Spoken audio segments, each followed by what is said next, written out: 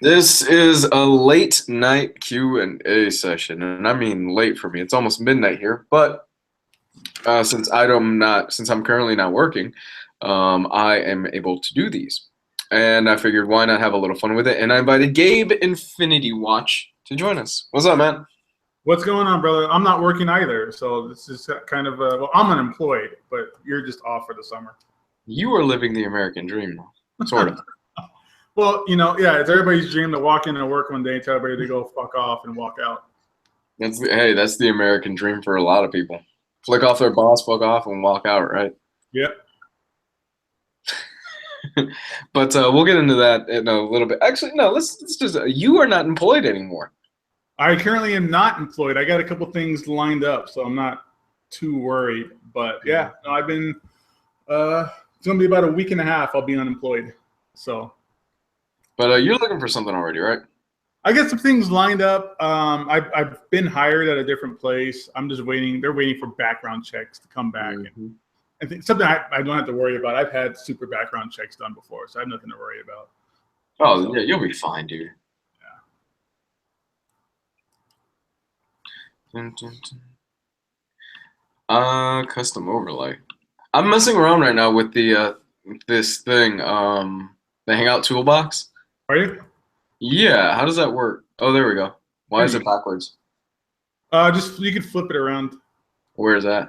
There it is. Gabe's son. So yeah, just do a little house cleaning first of all. I know some of you have been asking me like, where are the videos and stuff like that? Where's the hardcover reviews and stuff like that? Just kind of addressing some of it. That stuff will be back to normal within the following week because, like I said, I'm not working anymore. And I took some time off to work on my actual job that pays the majority of my bills. So there's that. As far as the Patreon stuff, I've recorded already a pick of the week, and I've recorded a weekly update. That's going up tomorrow morning. First thing in the morning, actually. If not tonight, after I'm done here, I might find some time to just cut it up and edit it. Anything else that I wanted to concern? Oh, yeah. Summer's here, which means that I typically experiment more with videos and stuff like that because I have the time to do it. So there's going to be a few new segments, and I'm going to toy around. Some of them will stick. Some of them won't stick. That just generally tends to happen. As far as the manga stuff, that wasn't getting really any views. And if it doesn't get any views, then it's kind of in some ways not worth me spending time on because that tells me that a lot of people are not really interested in it. And time is money, and yeah, time is important to me. So there's that. Anything else I wanted to touch base on? Oh, yeah. Gabe, you don't have a job anymore. No, I don't have a job. No, I'm cool with it, dude. It's fun. I've been able to get other stuff done. I've been able to, it's great. I've been able to hang out more with my kids. They're super young, and every moment really counts. And I've been doing a lot of housework. I feel like a house husband.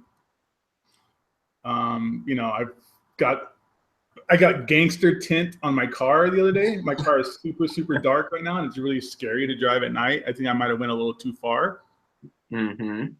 But it's 110 degrees in Vegas. It stays 110 degrees, and my car gets sweltering hot this time of the year, and I needed to get that taken care of. And now, also kind of like with you, now I got this extra time, I'm hoping to be able to bust out some more videos.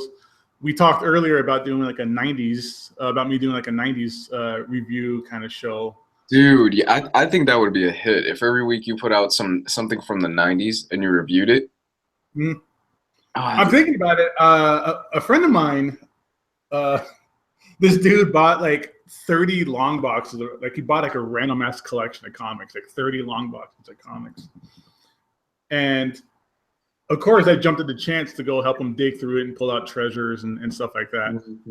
And while, I'm pulling out things like Miracle Man 15 and like the first appearance of Scarecrow and cool stuff like that, I was more excited about pulling out like Youngblood and the Max and like old Wizard magazines and stuff like that. So I'm hoping to get enough material kind of situated that I can actually do like a cool 90s video or something like that soon. That's pretty cool. Yeah, look, Youngblood #1. I probably got like 4 copies of that. Oh, speaking of, dude, we talked about this before on one of these shows. Let me see, do I have it here? This is a book I pick up every chance I get. Oh, it's another cool Wizard magazine. Dude, I wish Wizard would come back. I know magazines are dead with the world that we live in of like 24-hour news cycles and stuff like that. But man, Wizard magazine was the greatest thing in the world back in the 90s. Greatest thing in the world. I've got 2 more copies of X-Men 25 when Wolverine gets the adamantium pulled out of him. Dude, that was bad. Oh my god, as a kid growing up in the 90s, I remember that. Where you see like the metal start pouring out of him and Magneto's oh. Yeah.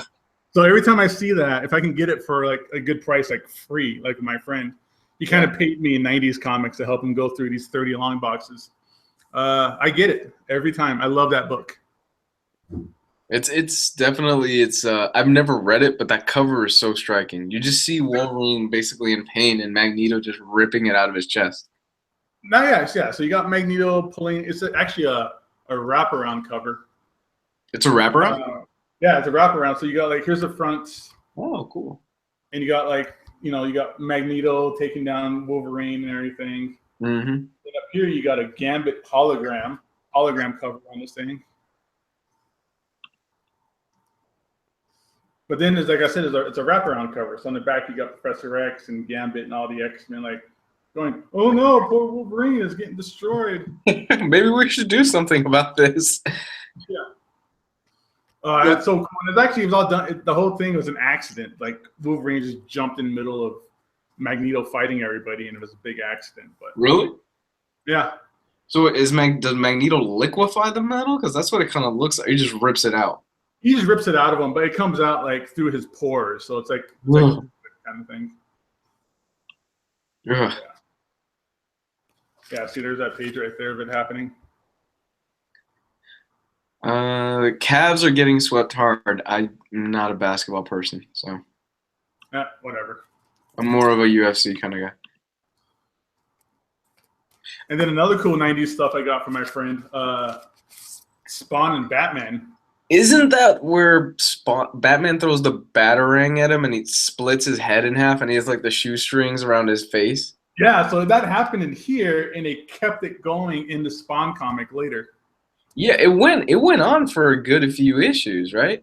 Yeah, no, it totally did. It's just weird that something in like an offshoot comic carried over into the mainstream comic. Mm-hmm. So yeah. But Spawn with Batman, that's not canon. Apparently it is, because it split his face open and they kept it that way. So technically Spawn is in the DCU? Oh, that way? No, I don't think. But it's 2 different issues, and it's like 2 different stories of Batman and Spawn. But this first one here is the big one. Mm-hmm. And big, by big, it's not like an expensive book or anything like that. It is done by some really big names. Todd McFarlane, and of course Todd McFarlane, and Frank Miller wrote it. Frank Miller, the Batman Spawn crossover book. Yeah, not many people remember, or they choose not to remember. Alan Moore's written some stuff for Todd McFarlane. He wrote some stuff. He wrote Violator. Alan Moore wrote Violator issues, and he wrote what else? He did a Wildcats. Yeah. And his Wildcats, of all things, like, this is really cool. I need to find the issue again. I think I sold it when I sold my collection. It was Wildcats versus aliens. And by aliens, I mean like the xenomorph aliens from like the James Cameron film. And they just killed fucking everybody. Yeah. Or everybody just got slaughtered. And then that was like the end of Stormwatch. And then that turned into like the Authority and Planetary afterwards. But yeah, that was Alan Moore. Alan Moore did a lot of Image stuff. He created Glory, Supreme. Mm-hmm. Like I was saying before, Neil Gaiman did a lot of Spawn stuff too. Like Angela and all that stuff was in Spawn. Matt Miranda, HC, have you seen the Zelda amiibo cards? I haven't. Actually, I'll look at that later. What What is that? Somebody's asking me if I've seen Zelda amiibo cards. That's Matt Miranda. I haven't seen them. I don't even know what amiibo cards are. Somebody's saying they just bought Omega Man by my recommendation. Excited to get to it. Oh, man, Omega Man is so good. Have you read Omega Man? Yeah, I read it on the flight, actually, out there to Orlando when I went out there. Really? You never told me you did. What did you think of it? It's great. I liked it. Yeah, it's Tom King, and at the moment I started reading it, the first couple of scenes, or the first scene, the first like 4 pages or so, felt like a weird terrorism, like back in the day when Al Qaeda used to do those gory beheading videos, and that's what it felt like. It had that really dirty sting to it. I don't want to get more into it because I don't want to spoil it, but that's Tom King again. The first few pages of that series sets the tone for the entire book. Yeah, back with Bin Laden when he was releasing like a new tape every other week or something like that. Yeah, exactly. I took them off because you took off your glasses because you were tired. Yeah, Sam was like, "You only have 2 eyes. What happened?" I'm like, "I'm just tired, dude." Yeah, it's been a long day. Dylan and Senia, Hardcover, or anybody, have you watched the Tokyo Ghoul anime and how did you feel about it? And I'm late to it, but I'm still getting into manga and anime. I have read the first volume of Tokyo Ghoul. Dug the hell out of it. I need to watch them anime after I'm done reading Tokyo Ghoul. And you're not a big anime or manga guy, right? I dabble in it very, very small. Anime, I like Dragon Ball Z, Gundam Wing, Akira, of course. The Toonami block. Right. Yeah. I used to watch that stuff, dude, back in the day. On the Spanish channel. I don't know Spanish at all, but I would watch it just because they were current. The Dragon Ball Z episodes were current on the Spanish channel. Yeah. And you don't need to really know the dialogue of what's going on for the most part. Dragon Ball Z. Right. So I would just watch it on the Spanish channel just to like hear or watch it fight and kill each other. Yeah. Goku fought some guy, he powered up and he beat the guy at the end. Yeah, and it took 30 episodes. Exactly. I have a friend who's really big in anime. He pushes things on me. He's my pusher. Hellsing is really cool. Hellsing is cool. Cowboy Bebop I watched about a year or so ago. I haven't watched all of it. I probably watched like 3 episodes and I totally fell in love. I just haven't gotten around to watching it all. But that doesn't feel like anime to me. I mean, I know it's anime, but it's just not that. It's not like that Pokemon style, with the big eyes and the over exaggerations and things like that. You know, that's kind of anime I like, where it's not over exaggerated like features, and when they get stressed, they get that weird little like teardrop on the side of their head. Yeah, like that. It's just different to me. It just doesn't do anything for me. But you know, I've seen really disgusting anime stuff too. But you know, manga. The only manga I've read has been like. I haven't even read it really. I dabbled through part of the first Colossal Attack on Titan. I love Attack on Titan, dude. That's such a. I stumbled upon that on accident, and I must have watched that first 2 seasons like 6 times in a row. Like, what kind? Which one? Attack on Titan. The second season started right. It's ongoing right now. I need to catch up. I'm gonna have a confession. I've never seen Cowboy Bebop. Oh no? No, never seen it. I've seen the first episode. Did not grab me. Although I've heard that the Ballad of the Fallen Angels, I think is what it's called, or something like that, is where the series really picks up. Yeah, I mean, I watched the first. My friend would just say, sit down and watch the first episode, and I just fell in love with the first episode. It was great. I mean, the soundtrack in it's really cool. I'm not the kind of guy that notices soundtracks, but that really stood out. Again, it's just the style and the animation is more modern, and that's the kind of style I'm looking for, and I like. The story was really, really fantastic. But yeah, I'm not a big manga guy, but I'll watch it. The Clarknado asked, Brendan Fraser or Tom Cruise battling? Brendan Fraser. Well, I heard the new Mummy movie is being called the worst Tom Cruise movie ever. Holy shit! Really? Yeah. It's 33% on Rotten Tomatoes right now. Yeah, I like Brendan Fraser more because every time I watch him, I go, "Oh, that's Encino Man doing something cool, fighting this Yeah. or something." Have you seen him recently?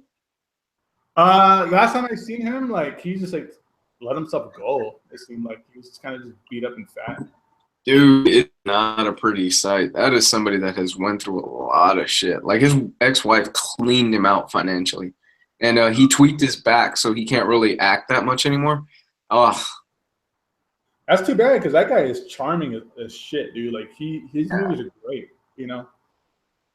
He just kind of got stuck into doing like silly slapsticky stuff. I think he did like George of the Jungle, and then he did like Dudley Do Right, and he kind of got caught up doing those kinds of movies. And he tried to come back and do like somewhat action movies, like Journey to the Center of the Earth and things like that. And it just I don't think it's you know, too bad his wife took him for all that Scorpion money. That's too bad.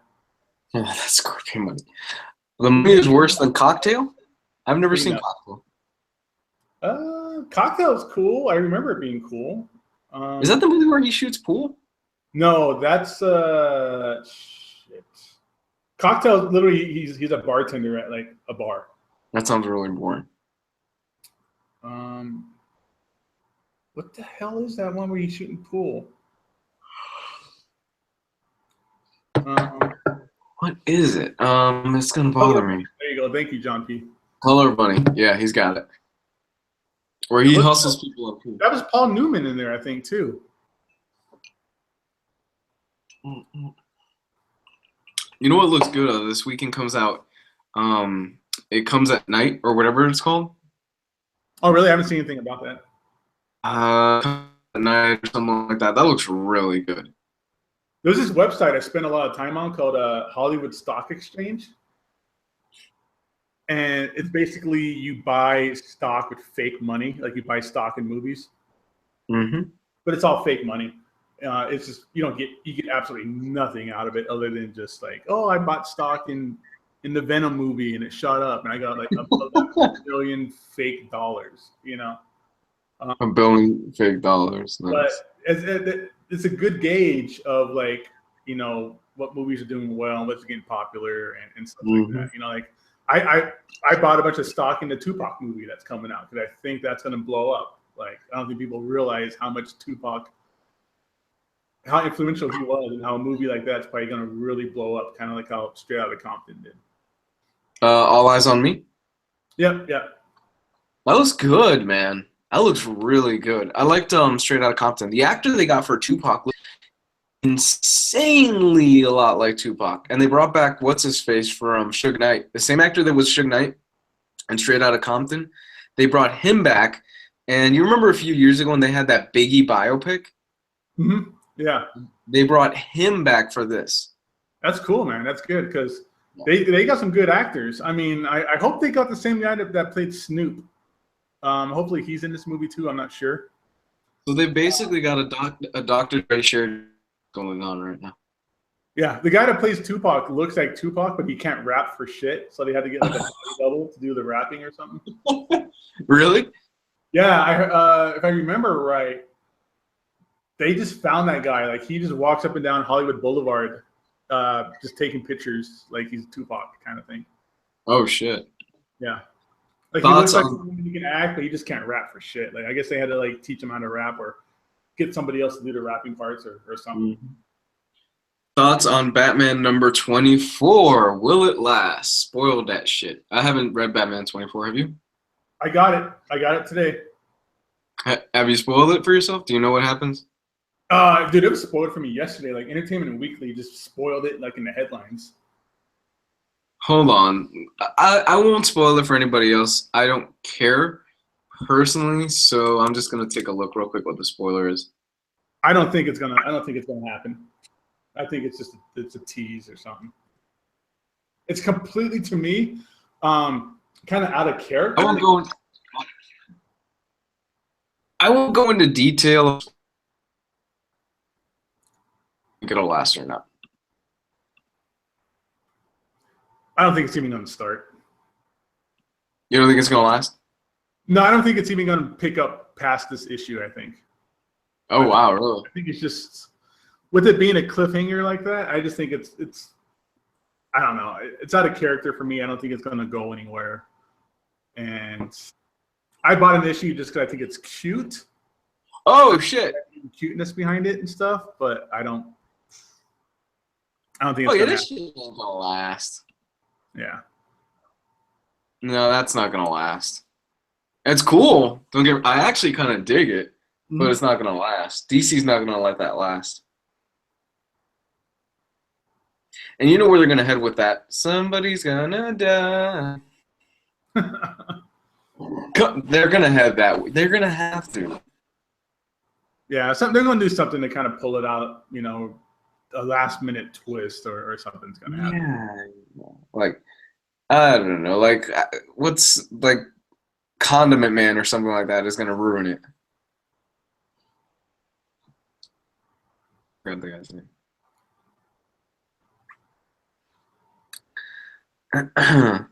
Have we watched? He dropped Batman after the Monster Men crossover arc. Really? Huh. Have you been reading it? Are you up to date with that book at all? Because I read like the first few issues, and then I've been out of single issues for a very, very long time, and I got back on the single issue train when Rebirth happened. Mainly because DCBS was like, you can buy every issue of Rebirth for like $5, and I was like, fuck yeah. So I have like, you know, the first like 5 issues of every Rebirth launch title. But you know, I got to just stay my hardcover, you know, situation and stuff like that. That's you know who I am and what I prefer. But I hear the sales, you know, the sales figures aren't that great. But again, it ships twice, so it ships twice a month. So, well, you know, there's a few things going on that I think the reason why they're not doing as well. One, let's just face facts. Tom King, he's one of the best, hands down, one of the best writers in the industry today.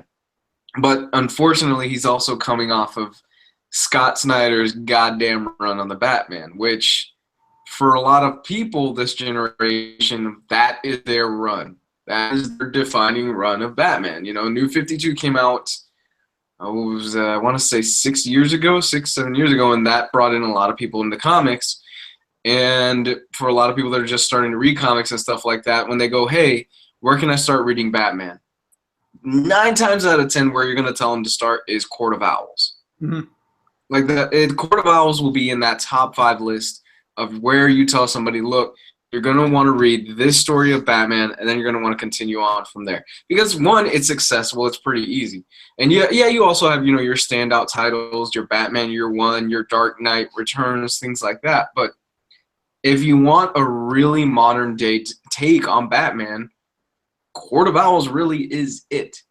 And for him to come off of that run and try to follow up on it, I think in some ways there was kind of no way he could really live up to the hype, so he just went a different direction. His Batman is a very different Batman than the one we just spent 5 years reading. Yeah, no, and that's good. I mean, that's the thing with Batman. He's very malleable. He can do anything. You can do almost any kind of story with Batman. That's what makes Batman kind of cool. But with like the sales, I don't like to judge things off of sales figures because we don't get the sales figures we get are not the complete sales figures. It's just diamond sales. It doesn't account for digital sales, overseas sales, subscription sales, and things like that. So it doesn't really matter. And I still think, believe it, most people are falling to the idea of, not falling, but they're subscribing to the idea and they're preferring digital over print. Or if they want print, it's folks like you and me who just do hardcovers and trade paperbacks and stuff like that. Right. And we're even seeing it in the group where there's a whole bunch of people that they're making the shift over to digital completely. Like people are just selling their entire stock of hardcovers and trades. And it's like, yeah, I'm going digital. It's cheaper. There's not enough room in my house for it. Yeah. And hell, I've even bit the bullet to a certain extent. I mean, granted, I still have a whole stuff that I'm keeping, but I've bit the bullet as well. I've gone a huge chunk of my stuff is digital now. Yeah, I mean, I think with single issues, that's the best way to do it. I mean, I've been there. I sold 30, 40 like boxes of comics just because when am I ever going to read them again? And they take up a whole lot of space, and all they really do is just make you pull your back when you move them and stuff like that. So I think it's just easier. I think there's nothing better than sitting on the toilet, buying a comic on the toilet, reading a comic on the toilet all at once. Amen. I'm into that. Ari Amir is asking, have we seen Wonder Woman? I have seen it. I'm not speaking about it until Thursday. Nobody, which is kind of funny because nobody in our group or our circle, I don't think nobody knows what each other's opinions of it are. I asked Jess. We don't know. Huh? No, none of us have said anything because all of us haven't seen it yet in our chat. Jess is the only one who hasn't seen it yet. I'm not sure if Riley's seen it yet or not. Jess said Riley saw it last Saturday, I think. Okay. I think he said he saw it last Saturday. I have no clue what Riley thinks about it. I haven't said anything simply because I want to wait till Thursday to discuss it. Man, you're making these people hang on to a thread to make it into Thursday for the Omnibro show. No, I mean, look, it's Wonder Woman. I'm not going to say anything else. It's a movie. I'll say that. And I don't know if Jess has seen it. He's been sick, like really sick the last couple of days. Yeah, Jess said he's going to try and make it tomorrow to see it. Yeah. I saw it. I absolutely loved it. I cried at one part. I'll admit it. I've said it before. I've cried at one part. It was great. It was a really good moving. You know, I agree with some of the critics that the third act is really just a big old CGI kind of green screen effect. But you know, what are you gonna do? Yeah. But again, I hope this turns into. It blew up more than people thought it was going to blow up. I made a lot of fake money on Hollywood Stock Exchange because of Wonder Woman. It's a empowering woman who's played by a woman of color. It's great. It's the biggest debut for a female director and stuff like that. So it's smashing records. It's smashing stereotypes and preconceived notions about movies and stuff. So. The Clarknado is asking, did they play Dirty Diana in the movie? If not, shut it down forever. Oh no, that would have made it a lot better. I don't know what Dirty Diana is. What? It's a classic Michael Jackson song, dude. Wow. Okay, I'll send you a link after. Yeah, but the Invisible Jet was super cool. Wait, they didn't have the Invisible Jet. You didn't see it? Where was the Invisible Jet? I'm just joking. It was invisible. Wait, holy shit. Wait, for a split second, I'm like, wait, what? I'm like, I remember watching the damn movie. I didn't fall asleep in it or anything. It was that part you went to the bathroom at. Oh, damn, that's right. Yeah. Where Aquaman hops into the Invisible Jet and she takes, okay, yeah. That's the thing about the movie, though. This isn't a spoiler, but it doesn't seem to tie into the rest of the DCU whatsoever. It's very standalone. Not at all. Mm-hmm. Not at all. There is almost no tie-in except for like the very beginning to the extended universe. Yeah. It is a completely standalone film, which I'm perfectly fine with. I was really fine with it. That's one of my positives. I guess, another positive that I had with it, I've got quite a few negatives with it and quite a few positives. Another positive was I was like, oh shit, this has color. Oh my god, it has actual color in it. There's a color palette here. They shot in the daytime. Holy shit. Oh my god. And then it like crosses over like at the beginning where you see like, the gray area, oh no, that's Snyderstown. No, go back to the color.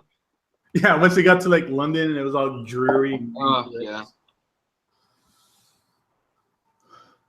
Remember, okay, again, I won't give anything away until Thursday. I'm tempted to talk about this in detail here, but Memoranda says the last act felt like a DBZ fight. Would you agree with that? Yeah, but it didn't take 30 hours to get to it. That's true. That is true. That was DBZ. It took And yeah, it was nowhere near as slow. It wasn't Goku on Snake Way for like 13 episodes, just running in a circle. Do you remember that? How long Goku was running on that stupid snake path? Yeah, and then he would fall off and start all over again. You're like, son of a bitch, he's gonna do it again? Oh, I remember that. That's right. Halfway through it, he falls off, right? Yep, yep. Oh, God. And then like halfway through, he finds that weird like brothel whorehouse where like the girl kills herself. Yeah, weird.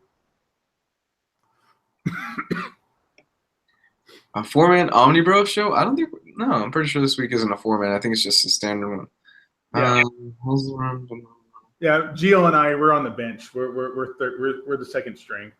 You guys are the second string guys.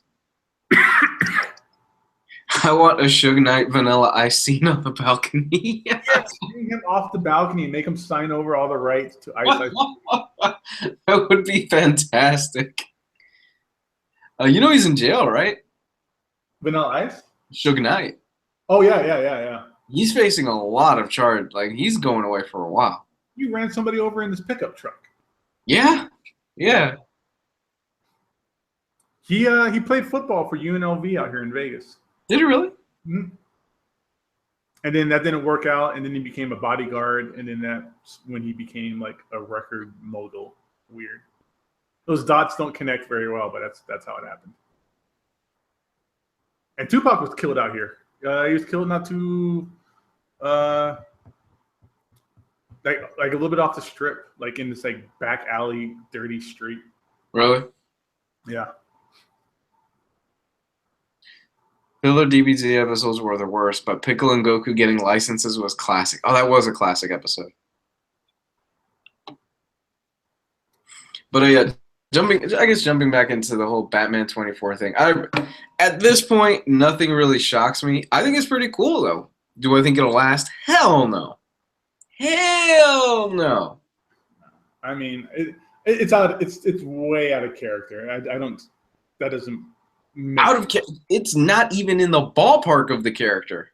Yeah. Like I mean, granted, I haven't read the lead up to it, so maybe King was building up to this, but it's so far out from character. Yeah, it's different. I like it. Cute. It's cute, and that's why I picked it up. It's sold out everywhere. So if you can find a copy, get it. Because last time I checked, it was like going for $10 on eBay. Are you serious? Yeah. So what's the over/under? What do you think? How long this is gonna last? I say 8 issues until this next arc is done. This next arc is 8 issues. I don't think it lasts 2 issues. Whoa, really? Yeah, I don't think it's gonna last. I think just something's gonna happen, and it's like a dream, or it just. It's hard to say without kind of giving it away, but I think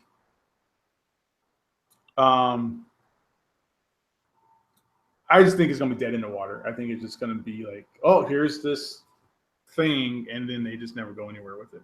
Yeah. I mean, well, they kind of have to address it at some point, though. It's pretty big. Yeah, but it's something that like nothing's come out of it yet. It's just the very beginning step of that situation. The other person has not reacted to it yet, and that person's reaction is what matters. And I just don't think that reaction is going to be what people think it's going to be. No, I don't think so either, because that person's reaction, I think, would be completely out of character if they did agree to that. Right. Again, unless, King's been building up to it for like the past 20-something issues. Because I stopped at issue like 6, 7. Because I thought it would read better in collected edition. He was getting better. Yeah, I mean, he's getting his, this is his first. Batman's a big book. Like, he hasn't done anything this big before. Like, he's done like really low. He says that he likes doing books where people leave him alone and he can do what he wants. And this is the first time he's doing something that has every spotlight in the comic book industry on. So, right. Which is why he's going to do Mr. Miracle next, because most people go, Mr. Miracle who? Exactly. When they hear that. Exactly. And some of the best books in comics are books where people were just allowed to be left alone and do what they wanted to. Yeah. People are going to ask, Granny Goodness, who the fuck is that? Yeah. Like Vision was that way. Nextwave Yep. was that way. Oh, Nextwave is so good. Warren Ellis had so much fun writing that.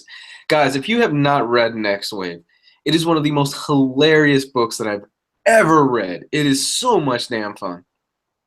Yeah, exactly. Annihilation was that way. Nobody cared what was going on then, and that's one of the greatest books out there. The next wave is Warren Ellis basically taking the piss out of Marvel Comics and just pointing stuff out and making so much fun of it. At the same time, just so much commentary. It's hilarious. There's a whole bit about I Kissed the Rains down in Africa that just had me dying the first time I read it.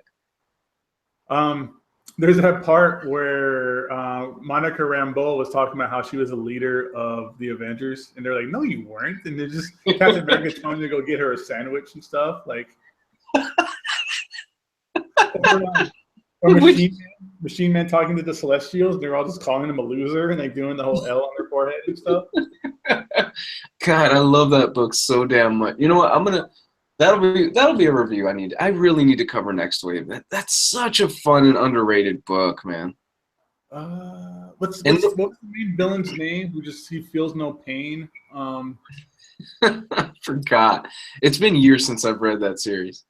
Dirk something. But yeah, he's just like this he's just this crazy character who just wants to cause everybody pain. And he's trying to kill himself, but he can't do it. Fing Fang Foom is in it at a certain point. Yeah, he's mad because he can't find his pants. Such a great series. It's so much fun. I want to read it after I'm done here. Who was it? Steve Wacker, I think, was the editor of that book. Yeah. He came up with a theme song.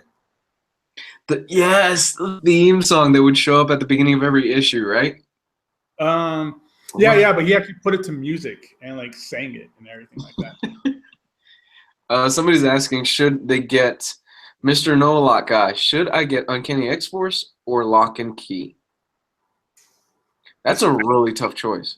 Those are books on two different sides of the spectrum. Like, do you want really awesome hardcore superhero book? Yeah.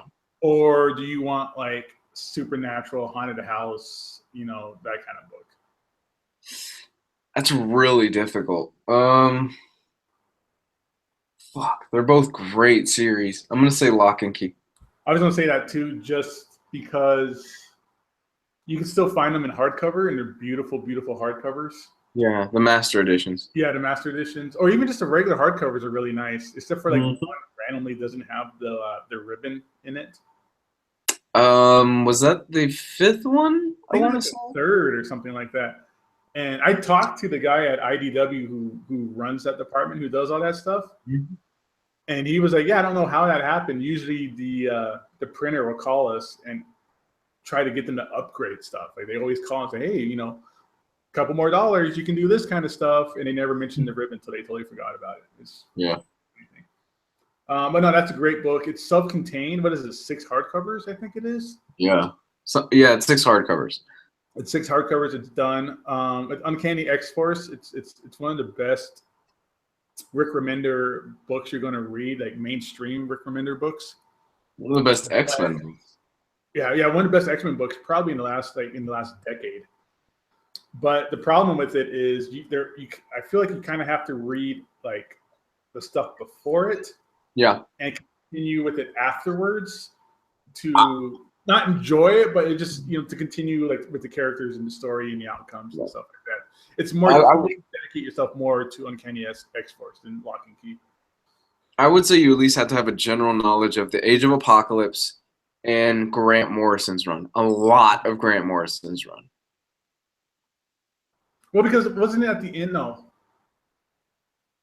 Was it Schism, where they created that team? I want to say yes. Where they it was weird. Where like Wolverine just walked into this random room, and here was Psylocke and Archangel and like Phantom X and stuff like that.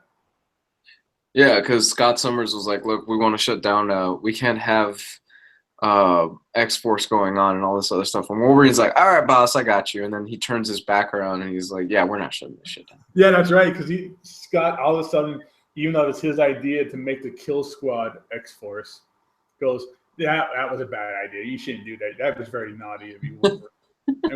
I'm sorry, Slim. And goes into this room, and then here's his other new Kill Squad that he came up with. An even better Kill Squad. Yeah, because you had Deadpool was in there. Yeah. That was before Deadpool became a huge thing. Phantom X is in it. Psylocke. Yeah, Archangel. That's such a good book. But you kind of have to settle for the complete edition trade paperbacks. Yeah, because omnibus is like a $300 omnibus right now.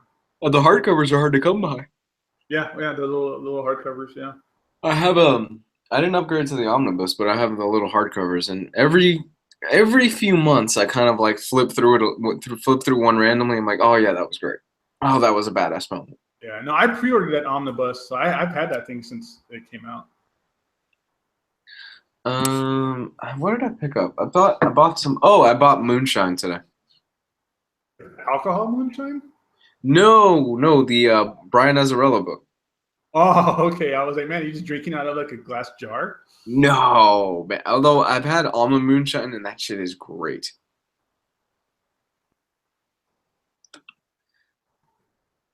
Gabe, please show off more artist editions on your channel.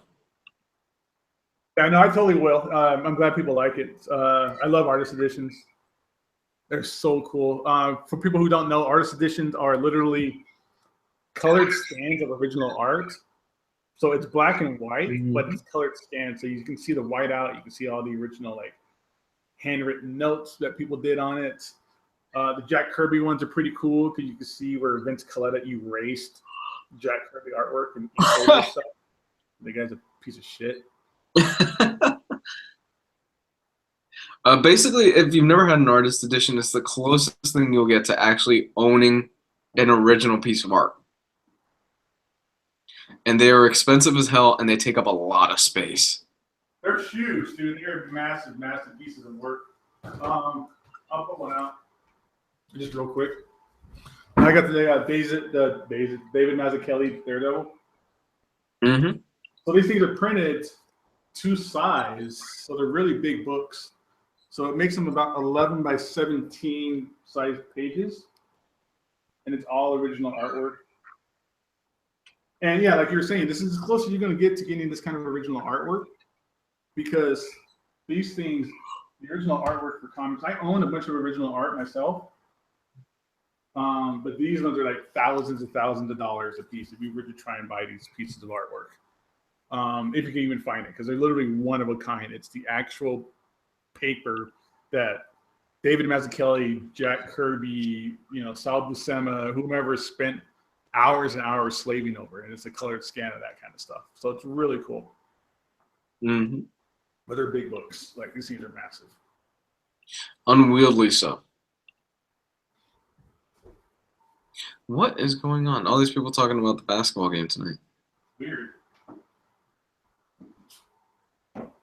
Bunch of nerds. Yeah.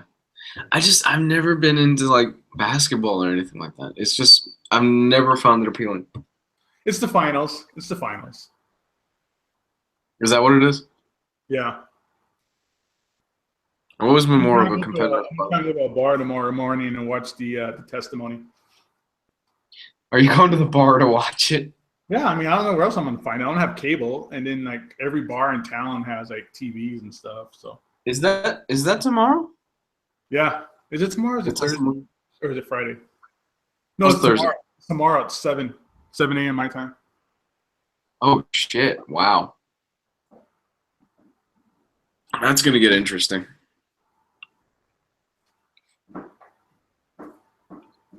Well, yeah, I got a book here.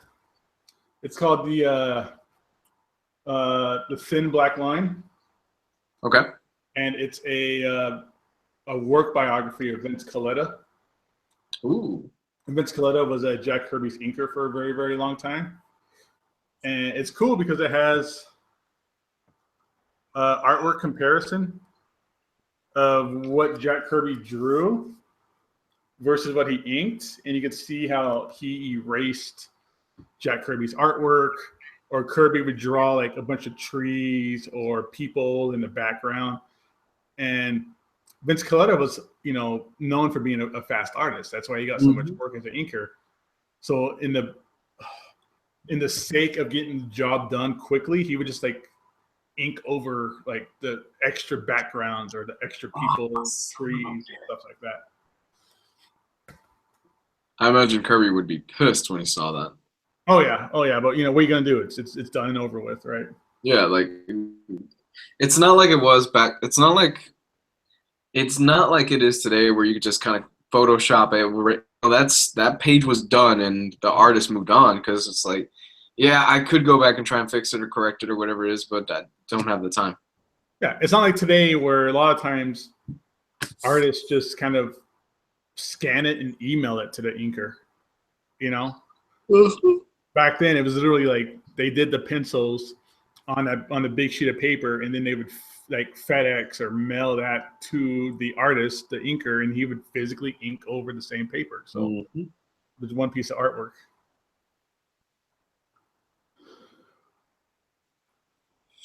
Okay, so I'm saying about 5 more minutes. I'm starting to get a little sleepy, and I want to hit the hay. It's almost 1 o'clock in the morning my time. So I completely forgot that the Comey testifying thing was tomorrow. I thought that was Saturday.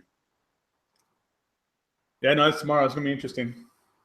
Very interesting. I don't get into politics on this channel. My personal Facebook page is for that, but it's gonna be it's gonna be very, very fascinating.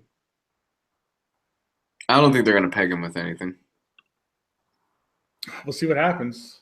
Yeah. So if nobody's got any questions for us, then I'm just gonna close this one out. But I did get some more cool '90s stuff, though. Like I was saying, I got some issues of Deathmate. Deathmate, wow. Valiant Image crossover. I got the gold, the blue, and the silver. Most people don't remember Valiant was around in the '90s, but it wasn't the Valiant you know of today. Jim Shooter ran it for a long time too after he left Marvel. Or was kicked out of Marvel or whatever. Nicest art / most notable that you have ever read. I gotta. To me, it's the art in New Frontier by Darwin Cook. I just love the art in that book. I love James Stokoe's art right now. Stokoe's good. Yeah, he's amazing to me. I love his work. Did you see Riley talk about he wasn't a fan of his Alien work? Yeah. Oh well. To each his own. I totally disagree with Riley on that, but no, James Stokoe does. He's doing Alien Dead Orbit right now. Right. Orc Stains, his own book. He did Godzilla in Hell. That was really cool. Godzilla, what was it? The Century War. I loved Orkstain, but it's a shame. He got a few issues in, and that was it. He never really got it off the ground after that. Yeah, I mean, it's his own project, and he's had to do real Marvel DC work to get the money to continue the series or whatever. Orkstain's great. It's about a bunch of the society of orcs and how their currency is literally cutting people's dicks off. Yep, it's a great miniseries. Again, I was so pissed we only got 1 trade out of that. Yeah, it's too bad. I mean, there's only been like 7 issues, so we only really got 1 trade worth of stuff. Yeah, and then it felt like he was building up for something really cool. Never got off the ground. Did you ever get a chance to read? There was a series, and it was really cool. But again, it was one of those where it never got off the ground. It was from Skybound, Witch Doctor. Yeah, I read a Witch Doctor. God, that was so much fun. I was so pissed off when that series stopped. Yeah, it's another one of those things where just people just weren't buying the single issues, and it just didn't go anywhere. I think it was like 1 miniseries. I remember reading the miniseries, and then it went to an ongoing, and it only lasts like, I don't know, 5-6 issues of the ongoing series. Yeah. And the thing is, another series where you could tell the writer was building up towards something, but it never got off the ground. I used to love that series when it was coming out. It was a damn shame. I was so mad. No, that's too bad. Our writers need to stop doing that right now. I feel they need to stop burying the lead and just get to what they're building up to as soon as possible, because this is a trend. This is happening a lot where writers don't get a chance to tell their story because the sales aren't that great, and then they pull the plug, and you never get to tell that story you want to, or they're about to pull the plug, and you have to just force feed your story to get it done. You know, well, I think they start doing it right off the bat. Yeah, well, Hickman's a guy that I've got that problem with, where I'm like, just get to the fucking point. I try, and yeah. When's the last time that's kind of the reason out that wasn't East to West? Huh? When's the last time a Hickman issue came out that wasn't East of West? Well, how long ago was Black Monday Murder? Oh, is that Hickman too? Okay. That's Hickman. Because I haven't seen Dying in the Dead in like a year. I haven't seen Secret in like 2 years. Manhattan Projects, I'm not sure what's going on with that. What the fuck happened to that series? That was such a good series. I've got the 2 hardcovers that they've released so far. Yeah, Nick Pitara needs to work. He needs all that money for drugs.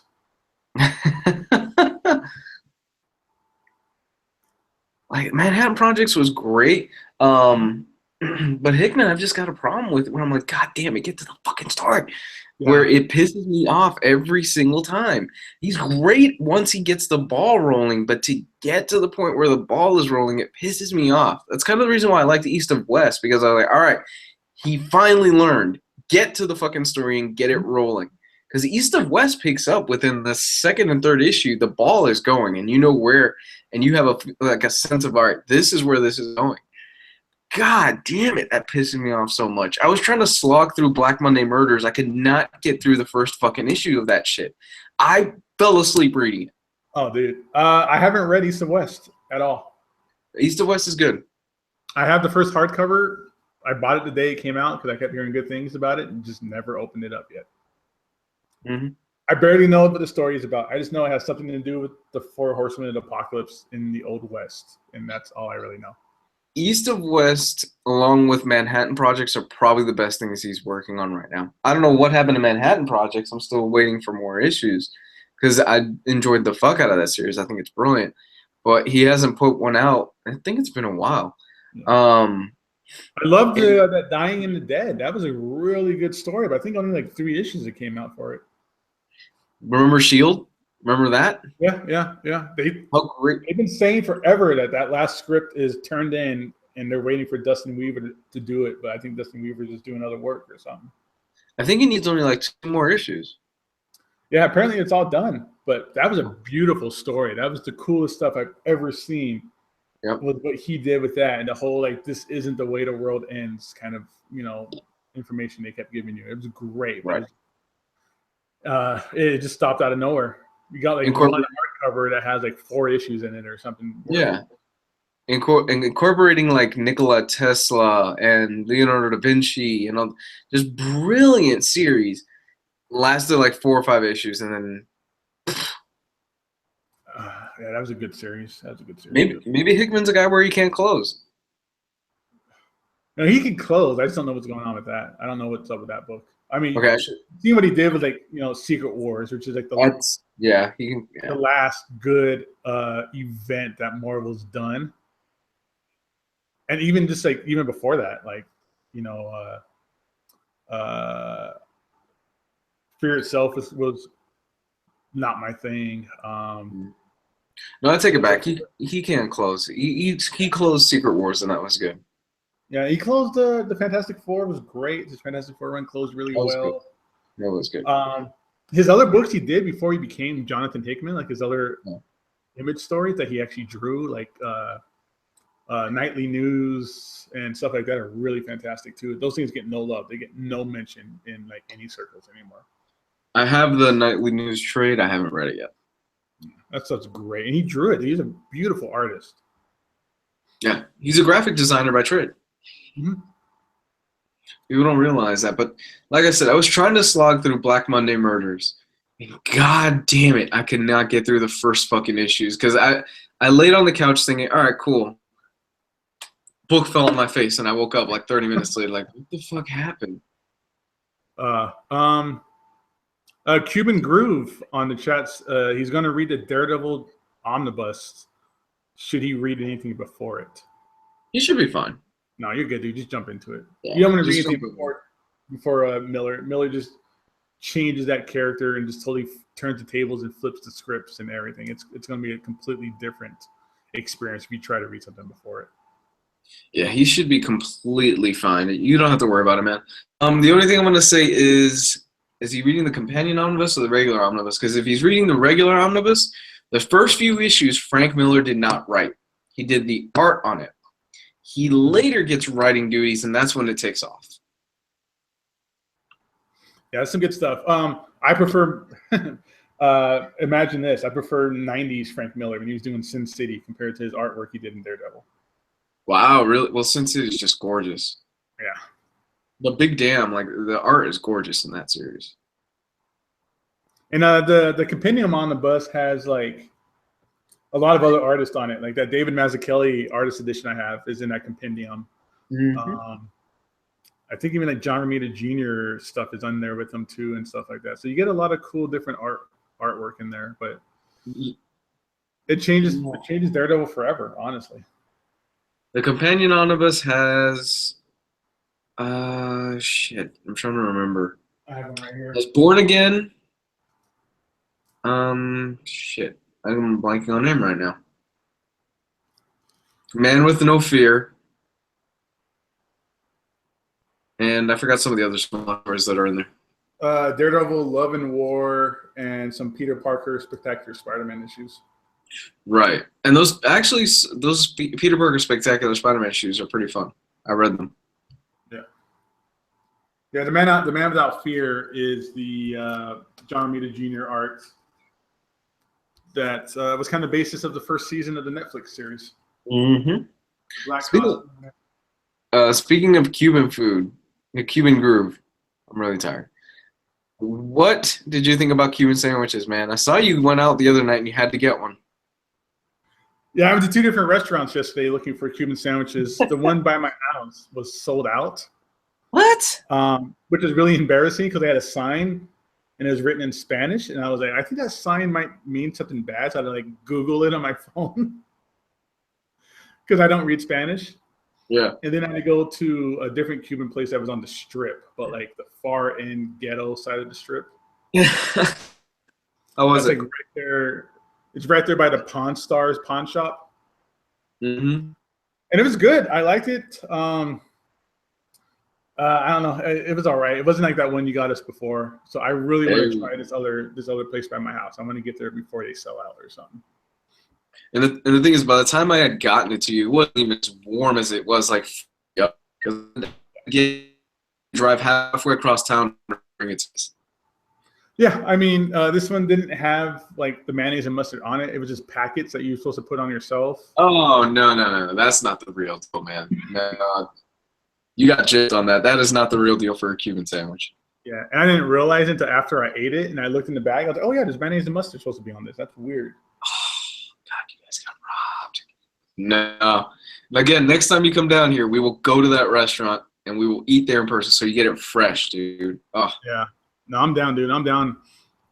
And hopefully one of you guys come out here soon. I'll take you guys to some restaurants out here. Yeah. I was talking to Yas the other night. She was saying, when are we to Vegas? Like, if you guys have a spare bedroom or something like that, would you mind having us? She wanted me to ask you guys. I have a spare bedroom, but, I mean, the kids get up late at night and stuff and cry and things like that. I don't know if you guys will get, like, a good night's sleep or not. But there's cheap the rooms out here are cheap, dude. Like you could find like a nice room for like $30. Oh, that's not bad. Yeah, I don't even worry about it. Like under $100 a night, you could find a good, decent hotel casino out here. Down the street, I live down the street from Sam's Town, and my wife and I every once in a while will just go there for like a night, just to have mommy and daddy time, kind of thing. Mm-hmm. And it's like $60 a night kind of thing. And then you'll get like a free buffet and stuff like that too. Little Kodak says, fuck you. All right, that's a quick way to get blocked. That was easy. Have you ever been to a strip club that has a buffet? Yeah. That's real? That's a real thing. It's not like a grand scale buffet, but it's usually like they just put out like heat pans, and it'll be like chicken wings and meatballs and stuff like that. Titties and tater tots.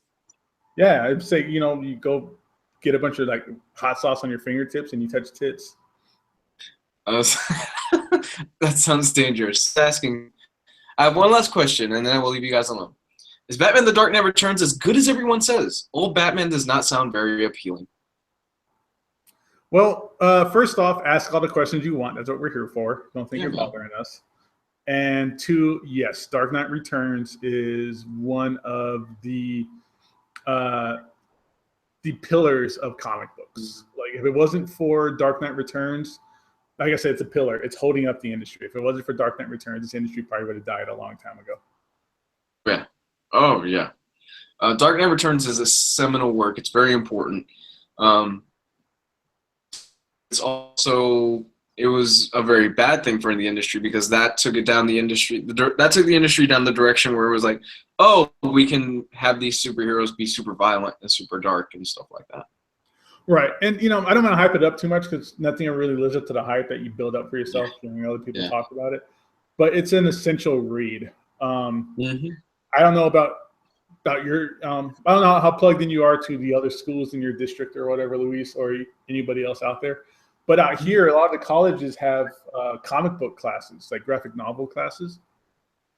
And the syllabus and like the reading requirements for these classes, it always has Dark Knight Returns on it. So when I used to work at a comic book store out here, people would come in with this reading list, and Dark Knight Returns was always on it. The last time I went to a college, the university I went to, actually, they had some pretty good comics. They had Mouse, of course, because that's every university or college has that thing. They had Watchmen. So it's, we're not that behind the times since we live in the South. I mean, there are still some people out here that they want to fight to teach creationism over science, and I'm like, what? What? But we're not that backwards yet. I'm sure there's some people who would love that. Oh no, I just wasn't sure if that was like a Vegas thing that had comic book classes. No. No, that's Blankets is amazing. Yeah, you're right, Clarknado. That's one of the best books out there. Blankets is another big one that colleges used. Yeah, that's true. If you were to build a syllabus or a reading requirement list, what would be on there? Okay, if I'm building a reading requirement list, all right. How sacrilegious can I get? It's your class, dude. It's your class. It's my class. Yeah. And I'm talking about comics. I would not be able to do Preacher simply because of the subject matter, and it would be too much. Somebody would get offended, and it'd be a problem with the administration. If I'm building a course, you got to gradually build up when you're building a course. So you can't start off with Watchmen. Let me think. What are some seminal, like, classic Jack Kirby works that you could start somebody off, lowball them with? You can probably do early Fantastic Four. Okay. Not only early Fantastic Four. I would do like the Volume 2 omnibus style, like right before like the Galactus Saga, stuff like that. That's good. Yeah, those 2 issues before the Galactus Saga to start something up, because when you're starting a course, you have to gradually build them up. Start with that. And focus on the art and the attention to detail and how expository the writing is and things like that and how different of a style it is. Then move on to Dark Knight Returns, and they can see how drastic of a change and how much of a how different of a change it is and how much of a shift in the span of like 20 years that happened. From there, I would say I would end the course with Watchmen. I know that. From there, I would go to. You gotta have. From there, I would go to Sandman, and I would use the Ramadan issues.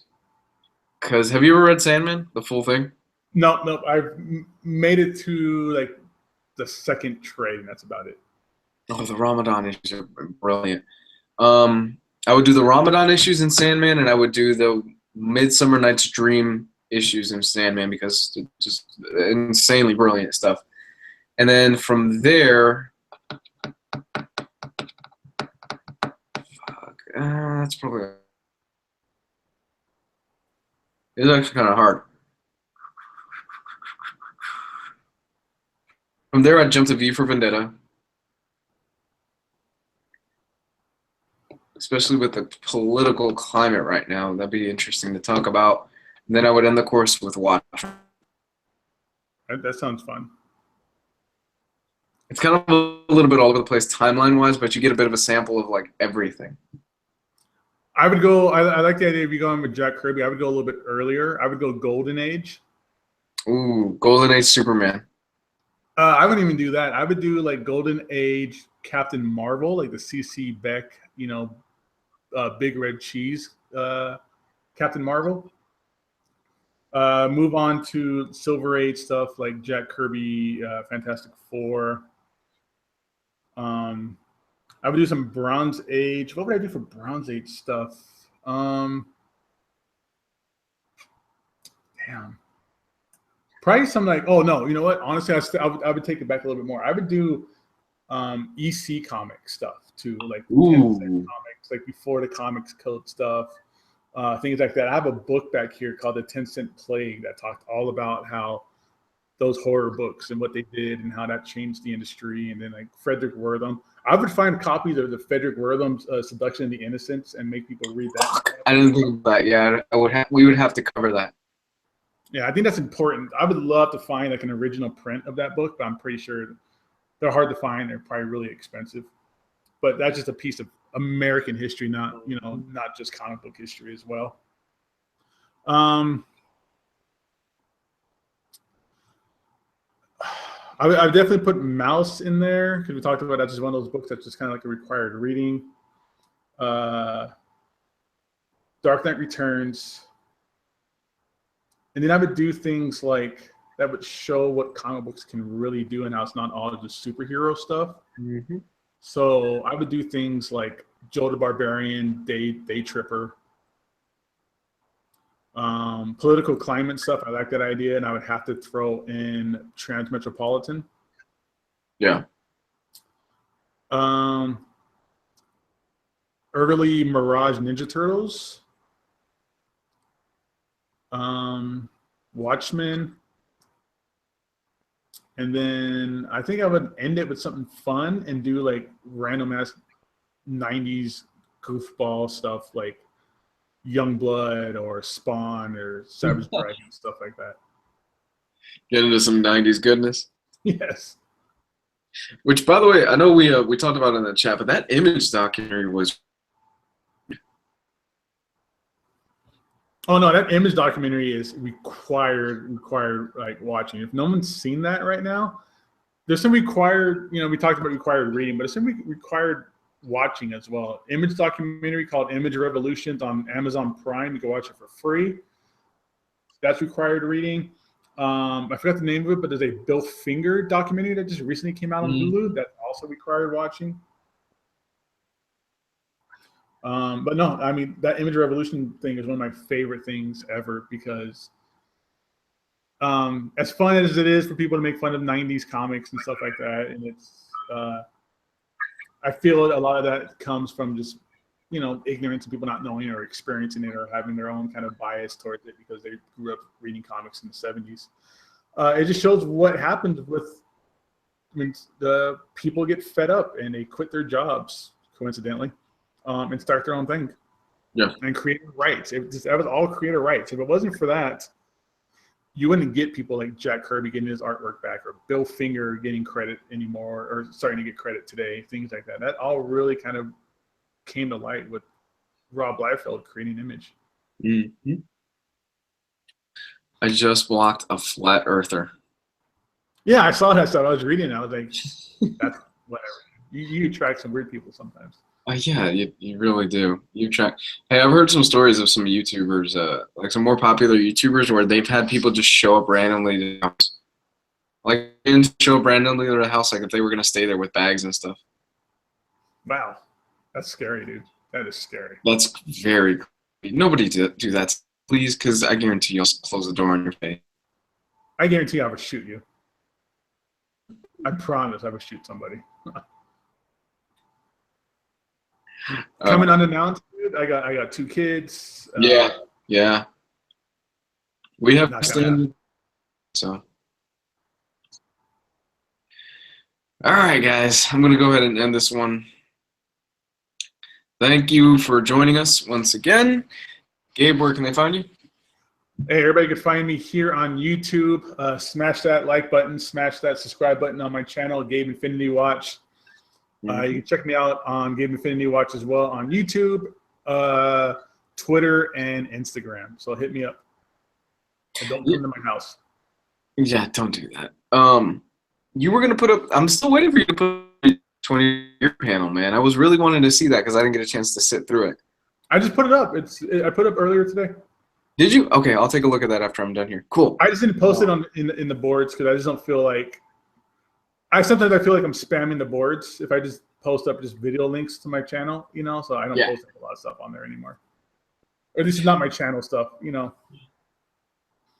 I will definitely check that out. I wanted to sit through that panel, but I didn't get a chance to, so it's good to know that it's there.